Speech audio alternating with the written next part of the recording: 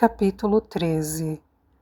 O jantar na Casa Vermelha, que acabava cedo, já terminara, e a festa estava naquele estágio em que a timidez se transforma em animação desembaraçada, quando os cavalheiros, conscientes de seus dotes extraordinários, afinal, eram convencidos a dançar uma hornpipe. E quando o Squire preferia falar alto, espalhando rapé e batendo nas costas dos convidados, a ficar sentado na mesa de whist, essa escolha exasperava o tio Kimball, que, sendo sempre calmo nas horas sóbrias do trabalho, tornava-se tenso e irritadiço diante do jogo e do conhaque, embaralhando as cartas antes de o adversário jogar com uma expressão furiosa de desconfiança.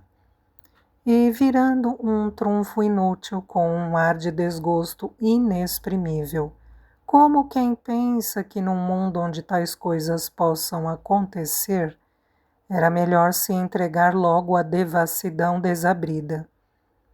Quando o evento chegava a esse ápice de liberdade e alegria, era comum que os criados, já tendo realizado as tarefas mais pesadas durante o jantar, tivessem sua parcela de diversão, vindo observar a dança de modo que os fundos da casa ficavam abandonados. Havia 2 portas que davam no saguão ao salão branco, e ambas estavam abertas para deixar entrar ar. Mas a primeira se encontrava repleta de criados e aldeões, e só a segunda estava desimpedida. Bob Cass dançava uma hornpipe, e seu pai, muito orgulhoso da agilidade do filho, e declarando repetidamente ser igual a ele na juventude, num tom que sugeria que esse era o maior elogio que um rapaz poderia receber, estava no centro de um grupo que se postara diante do dançarino, não muito longe da segunda porta. Godfrey estava um pouco mais afastado, não para admirar a dança do irmão, mas para não perder de vista Nancy, que estava sentada em meio ao grupo ao lado do pai. Decidira se manter afastado, porque desejava evitar que ocorressem ao Squire gracejos paternais, cujo tema era o matrimônio e a beleza da senhorita Nancy Lemmeter, e que provavelmente iam se tornar cada vez mais explícitos. Ele tinha a perspectiva de dançar com ela mais uma vez, depois que a hornpipe acabasse. Enquanto isso não acontecia, era muito agradável lhe lançar longos olhares sem ser observado. Mas, quando Godfrey ergueu a cabeça após um desses longos olhares, seu olhar pousou em algo que o assustou tanto naquele momento, quanto se fosse uma aparição do mundo dos mortos. E era mesmo uma aparição da vida oculta que ficava, como um beco escuro atrás da bela fachada ornamentada, que recebia os raios do sol e os olhares de admiradores respeitáveis. Sua filha nos braços de Silas Marner. Essa foi a impressão instantânea indubitável que surgiu na mente de Godfrey, embora ele não visse a criança havia meses. E quando surgiu a esperança de que talvez estivesse enganado, o Sr. Crackenthorpe e o Sr. Lemmeter já se aproximavam de Silas, atônitos diante daquele acontecimento estranho. Godfrey uniu-se a eles imediatamente, na necessidade de ouvir cada palavra, tentando se controlar, mas consciente de que se alguém reparasse nele, veria que estava trêmulo e com os lábios brancos. Mas agora todos os olhos naquele lado do salão estavam sobre Silas Marner. O próprio Squire tinha se levantado e perguntava com raiva: "O que é isso? O que é isso? Que história é essa de entrar aqui desse jeito?" "Vim buscar o doutor, preciso do doutor", dissera Silas no primeiro instante para o Sr. Crackenthorpe. Qual é o problema, Marner? Perguntou o pastor. O doutor está aqui, digo que precisa, sem fazer escândalo. É uma mulher, disse Silas numa voz baixa e ofegante, bem no momento em que Godfrey chegou. Acho que está morta. Morreu na neve ali na pedreira, perto da minha casa. Godfrey sentiu o coração disparar. Havia um terror em sua mente naquele momento. O da mulher não estar morta. Era um terror perverso. Um inquilino viu que encontrara um ninho na natureza gentil de Godfrey, mas nenhuma natureza está a salvo de desejos perversos quando a felicidade de um homem depende da duplicidade. Fale baixo, disse o Sr. Crackenthorpe. Vá ali para o saguão, vou chamar o doutor. Encontrou uma mulher na neve e acha que está morta, acrescentou num sussurro para o Squire. Melhor falarmos o mínimo possível no assunto, ou as senhoras vão ficar chocadas. Diga apenas que uma mulher pobre está debilitada de frio e fome. Vou buscar Kimball. Àquela altura, no entanto, as senhoras já haviam se aproximado, curiosas para saber o que poderia ter feito o solitário tecelão aparecer ali, naquelas circunstâncias tão estranhas, e interessadas na criança bonita que, um pouco assustada e um pouco atraída pela luminosidade e pela quantidade de gente, ora fazia uma careta e escondia o rostinho, ora erguia a cabeça e olhava em volta calmamente, até que um toque ou uma palavra de carinho faziam a careta voltar e a levavam a esconder o rosto com determinação renovada.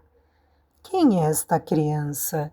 Perguntaram diversas mulheres ao mesmo tempo, entre elas Nancy Lemmeter, dirigindo-se a Godfrey.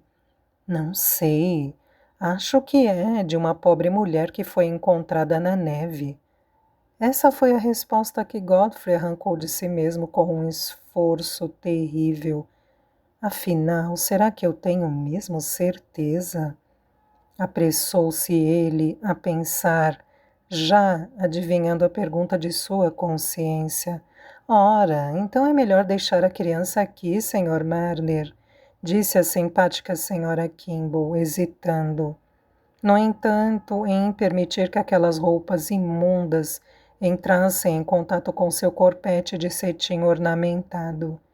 Vou pedir que uma das empregadas venha buscá-la. Não vou me separar da criança, não vou dá-la a ninguém, disse Silas abrupto. Ela apareceu para mim, tenho o direito de ficar com ela. A proposta de alguém tirar-lhe a criança fora inesperada para Silas, e sua frase, causada por um impulso súbito, foi quase uma revelação para ele próprio. 1 minuto antes, não tinha nenhuma intenção definida em relação à menina. Onde já se viu? Disse a senhora Kimball, com alguma surpresa para a mulher ao lado.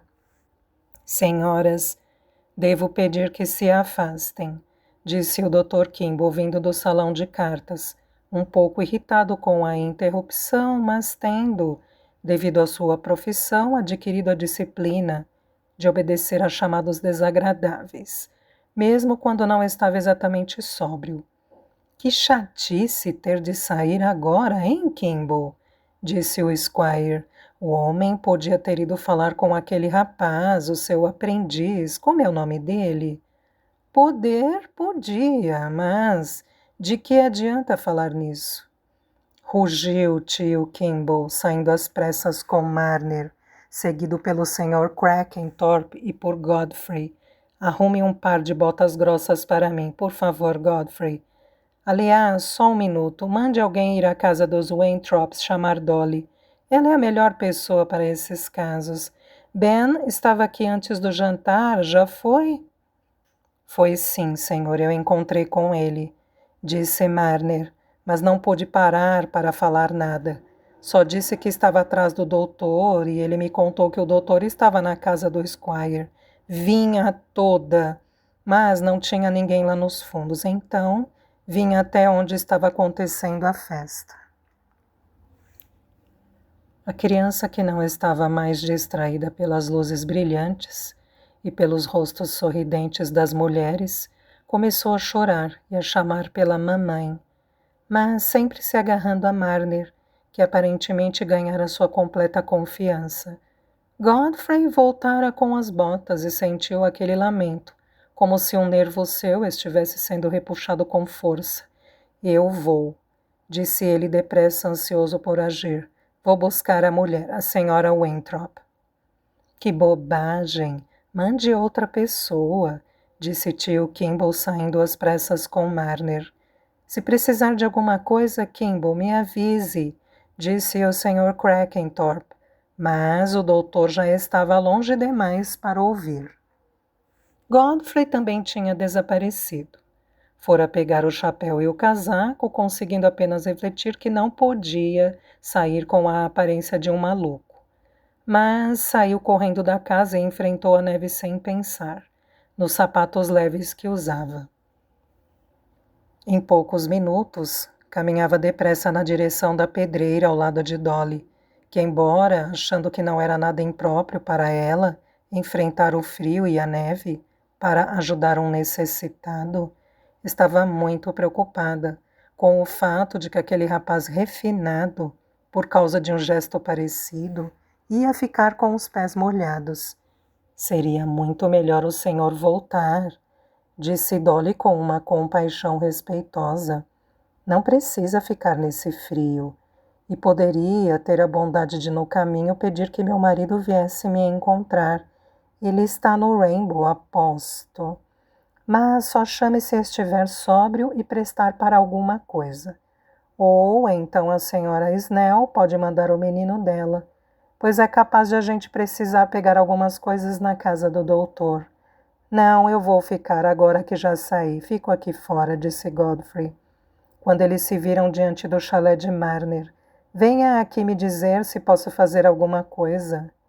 O senhor é muito gentil. Tem um coração muito bom, disse Dolly, indo até a porta. Mas Godfrey estava tão absorto por sua preocupação que não sentiu uma pontada de culpa diante desse elogio não merecido.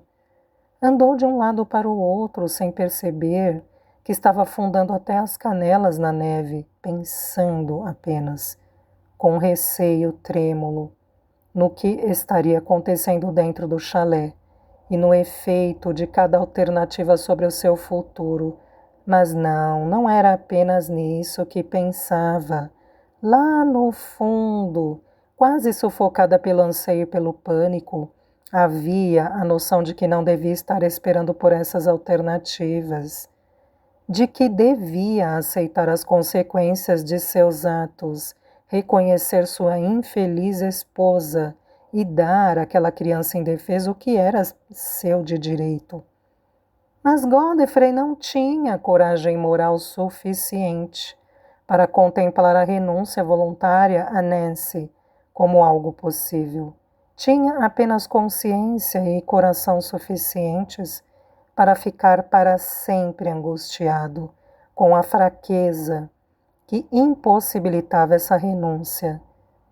E naquele momento sua mente se deixou levar pela súbita perspectiva de libertação daquela prisão tão duradoura. Será que ela está morta? Disse a voz que predominava sobre todas as outras dentro dele. Se estiver, poderei me casar com Nancy. E então serei um homem bom no futuro, sem segredos. E a criança? Vou arrumar alguém para cuidar da criança. Mas essa visão era trespassada pela outra possibilidade. Talvez ela viva e nesse caso será o meu fim. Godfrey não soube quanto tempo se passou até que a porta do chalé se abriu e o Dr. Kimball saiu. Ele foi ao encontro do tio, preparado para reprimir a agitação que iria sentir, independentemente da notícia. Esperei pelo senhor, já que vim até aqui, disse Godfrey falando primeiro. Ora, foi besteira ter vindo, porque não mandou um dos empregados, não há o que fazer. A moça está morta. Na minha opinião, já está morta há horas. Como é a aparência dela? Perguntou Godfrey, sentindo o sangue lhe subir às faces. Uma mulher jovem, mas com o rosto emaciado e longos cabelos negros. Uma mendiga. As roupas são uns farrapos, mas usa aliança. Eles vão ter de levá-la para o abrigo amanhã. Venha, vamos embora. Quero dar uma olhada nela, disse Godfrey. Acho que vi uma mulher assim ontem. Alcanço o senhor daqui a uns 2 minutos. O Dr. Kimball seguiu em frente e Godfrey se voltou para o chalé. Só precisou de um olhar rápido para o rosto morto sobre o travesseiro, que tinha sido desamassado por Dolly com desvelo. Mas lembrou-se tão bem daquele último vislumbre de sua infeliz e odiada esposa, que após 16 anos, cada ruga do rosto envelhecido surgiu em sua mente, quando contou a história completa daquela noite. Godfrey virou-se no mesmo instante para a lareira, onde Silas Marner estava sentado ninando a criança. Ela estava bem quietinha agora, mas não dormia. O mingau doce e o calor do chalé a tinham confortado, deixando-a naquele estado de tranquilidade alerta que faz com que nós, seres humanos mais velhos, com nossos tormentos internos, nos sintamos um pouco maravilhados na presença de uma criança pequena, mais ou menos como ficamos diante da tranquilidade de algo majestoso, ou belo na terra ou no céu. Um planeta que refugie, uma roseira brava em flor, ou árvores debruçadas sobre uma aléia silenciosa. Os imensos olhos azuis encararam Godfrey sem nenhum receio ou sinal de reconhecimento. A criança não podia dizer nem indicar quem era o pai, e esse pai experimentou uma estranha mistura de sentimentos. Um conflito entre o pesar e a alegria, ao ver que aquele coraçãozinho não respondia ao leve ciúme que nascia em seu peito. Foi então que os olhos azuis se desviaram dele devagar e se fixaram no rosto estranho do tecelão, que estava abaixado para observá-los, e a mãozinha começou a puxar a pele enrugada de Marner, numa desfiguração amorosa. Você vai levar a criança para o abrigo da paróquia amanhã? Perguntou Godfrey, falando com toda a indiferença que podia. Quem disse? Retrucou Marner. Vão me obrigar a levar? Ora, não vai querer ficar com ela, vai? Um solteirão que nem você. Até alguém mostrar que tem o direito de tirar a menina de mim, disse Marner. A mãe morreu e eu acho que ela não deve ter pai. Está só no mundo. E eu também. Meu dinheiro sumiu, não sei para onde. E isto aqui apareceu não sei de onde. De onde? Não sei de nada, estou meio abobado. Pobrezinha, disse Godfrey. Deixe-me contribuir para que o senhor compre roupas para ela. Ele enfiou a mão no bolso, encontrou meio guinéu e, entregando-o nervosamente a Silas, saiu correndo do chalé para alcançar o Dr. Kimball. Não é a mesma mulher que eu vi, disse ao se aproximar do tio. É uma criança bonita. O velho parece que está querendo ficar com ela. É estranho para um pão duro que nem ele, mas dê-lhe uma quantia boba para ajudar. Aposto que a administração da paróquia não vai tentar tomar a criança dele. Não, mas houve uma época em que eu mesmo podia ter tentado fazer isso, agora já é tarde demais. Se a criança corresse para a lareira, sua tia, de tão gorda, não ia conseguir correr atrás, Ia ficar sentada grunhindo que nem uma porca assustada. Mas que idiota você é, Godfrey, de sair assim com seus sapatos e as meias de dança. E ainda por cima, sendo um dos partidões da noite e filho do anfitrião. Para que essas maluquices, rapaz? Por acaso a senhorita Nancy foi malvada e você quis dar uma lição nela estragando os calçados? Ah, tudo hoje foi desagradável. Eu estava morto de cansaço de pular de um lado para o outro. E ainda por cima começou aquela chatice da hornpipe e tive de dançar com a outra irmã Gam, disse Godfrey feliz com o subterfúgio que seu tio lhe sugerira. A prevaricação e os fingimentos perturbadores para uma mente que aspira à pureza, assim como as pinceladas falsas, quase imperceptíveis, que inquietam um grande artista, não têm nenhum peso quando ações passam a ser mentiras. Godfrey reapareceu no salão branco com os pés secos, e já que a verdade precisa ser contada, com uma sensação de alívio e contentamento que era forte demais para ser vencida por reflexões incômodas, pois ele não poderia agora, sempre que a oportunidade surgisse, dizer as coisas mais amorosas para Nancy Lemmeter e prometer a ela e a si mesmo que sempre seria exatamente aquilo que a moça desejasse. Não havia perigo de sua esposa morta ser reconhecida. Aqueles não eram dias de grandes investigações e rumores que se espalhavam até muito longe. E quanto ao registro do casamento, estava muito distante, enterrado em meio a páginas que ninguém virava, longe dos interesses de todos menos dele. Dança talvez o traísse se voltasse, mas talvez pudesse ser convencido a ficar em silêncio.